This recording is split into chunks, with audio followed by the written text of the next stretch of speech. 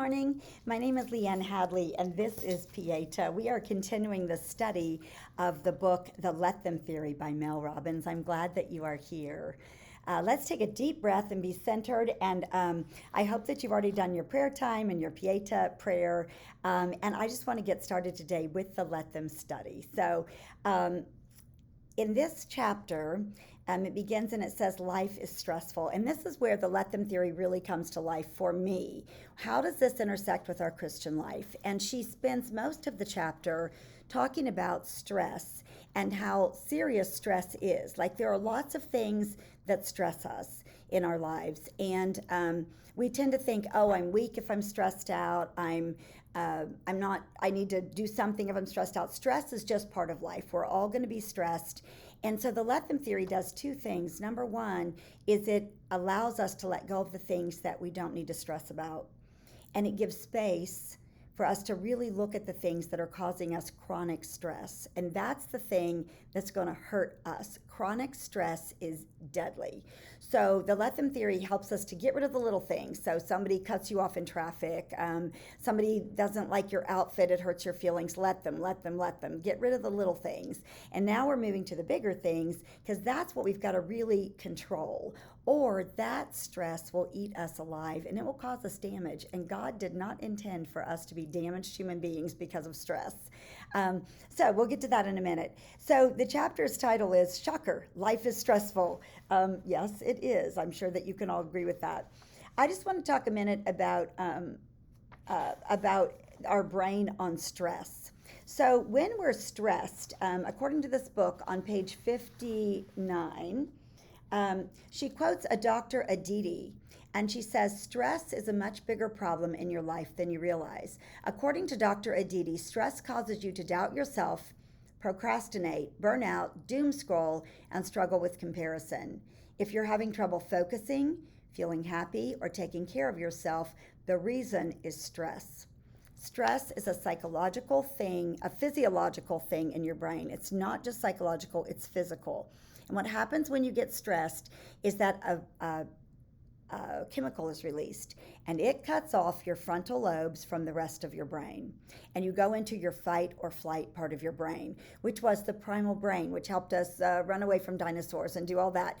And our frontal lobe is where we can take a breath, settle down, look at things in perspective.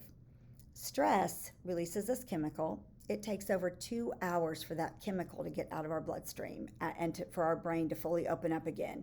So every time we allow chronic stress to affect us, or every time it does, our frontal lobes shut off. So we've got to learn ways to catch it early and to keep that from happening. And this is what I thought was so powerful in this book. It says on page 61, 7 out of 10 people are currently living in a chronic state of stress. When you are stressed, you not only feel like you're in survival mode, but from a neurological standpoint, your brain is actually in survival mode. Your goals, your dreams, your best self, your ability to be patient and non-reactive, it all goes right out the window. And I think that she is right. I think that most of us are in a state of chronic stress, whether it be something personal, whether it be something political, whether it be something physical that's happening with you.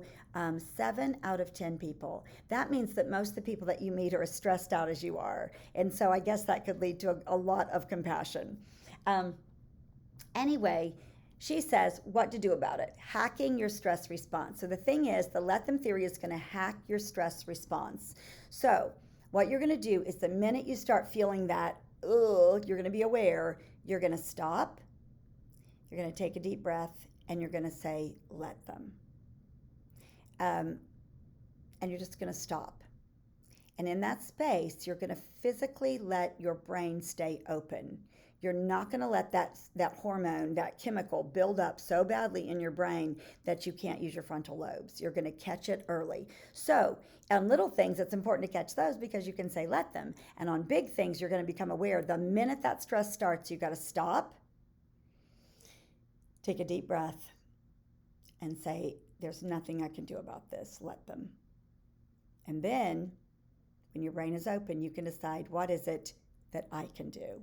what can I do in response to this, and not be reactive, rather proactive. All right, which brings us to Jesus and the Bible.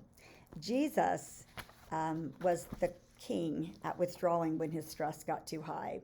We don't talk about this because they're not very interesting stories. Jesus is just off doing stuff. But Jesus prays at least 25 specific times during his early ministry.